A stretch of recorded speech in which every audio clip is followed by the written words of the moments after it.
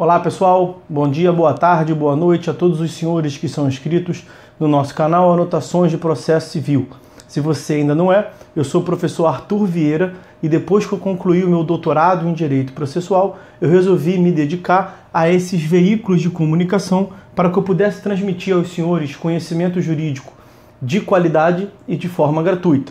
Aqui eu vou pontuar o meu e-mail de contato para que eventuais interessados possam estabelecer um contato mais direto. Inclusive, nós podemos eventualmente considerar a hipótese de publicar um artigo científico em conjunto, tá certo? Bom, gostaria de pontuar também com os senhores o nosso canal no YouTube.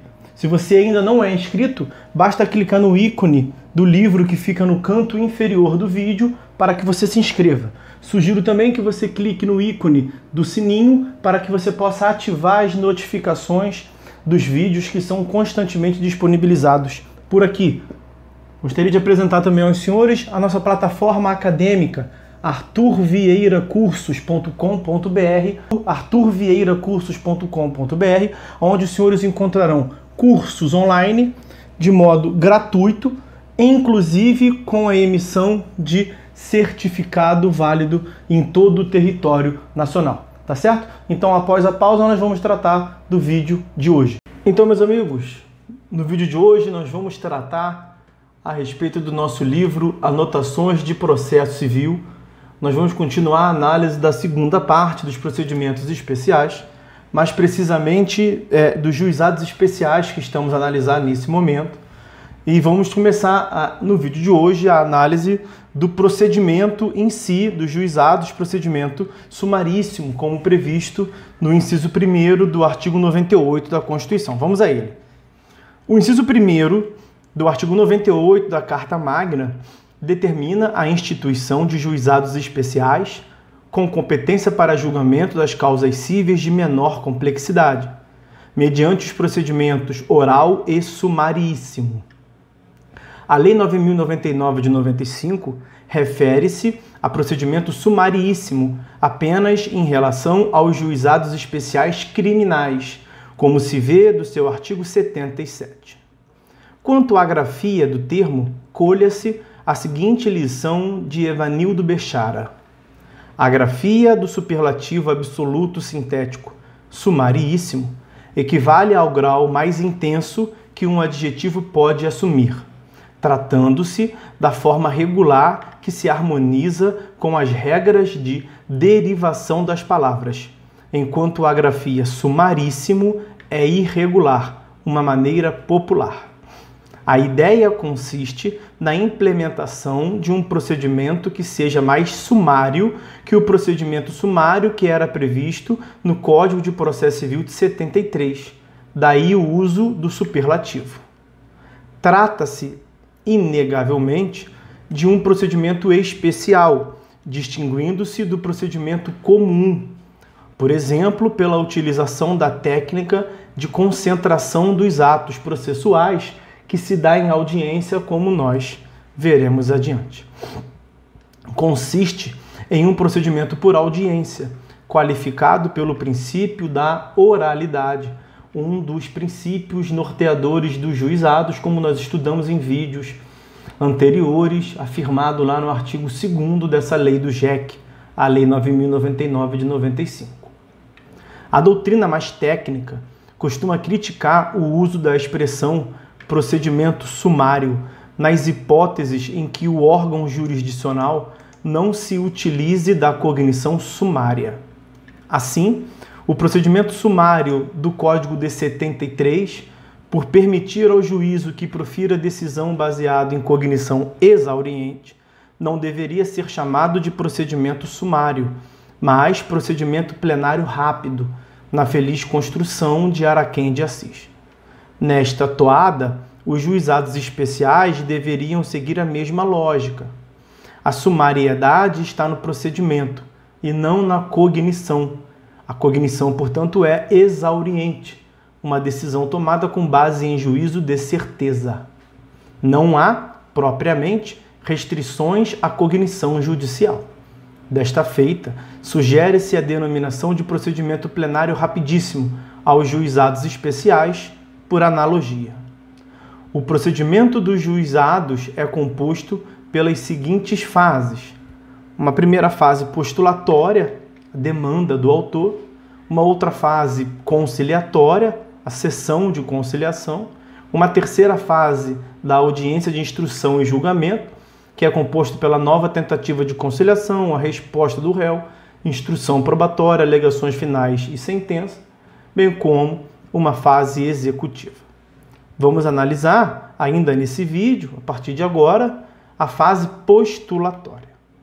A fase postulatória é composta pela demanda, assim entendido o ato pelo qual se pleiteia a tutela jurisdicional. O instrumento utilizado para atingir tal fim é a petição inicial, que retira a função jurisdicional da inércia que lhe é peculiar. Equivale, portanto, ao ato de início do poder de ação. Há significativas distinções em relação à petição inicial no que se refere ao sistema geral do Código de Processo Civil e ao microsistema dos juizados especiais, com especial destaque para a natureza solene, com os requisitos expressos em lei. Petição inicial. Petição inicial é, como visto, o instrumento da demanda. A lei utiliza-se equivocadamente do termo pedido no artigo 14 da Lei do GEC, a Lei 9.099 de 95, querendo referir-se, na verdade, à petição inicial. O pedido é um dos requisitos da petição inicial, não devendo ser confundida com esta. Então, é uma parte do todo, na verdade. Admite-se a propositura da demanda de forma escrita ou oral, quando se procederá à redução a escrito pela Secretaria do Juízo, podendo ser utilizado o sistema de fichas ou formulários impressos. Trata-se de concretização do princípio da simplicidade que rege os juizados. Exige-se apenas que sejam indicados os elementos constitutivos da ação, quais sejam partes, causa de pedir e pedido. Basta uma simples exposição mínima da qualificação das partes, que permita sua identificação, uma mera narrativa dos fatos e dos fundamentos, podendo ser feito por meio de linguagem acessível, e a indicação do bem da vida pretendido, o objeto e o valor. Não há, como se vê, maiores formalidades, mesmo porque, tratando-se de competência fixada pelo valor, poderá ser formulada independentemente da presença de advogado, desde que não ultrapasse o valor da causa, o equivalente a 20 salários mínimos.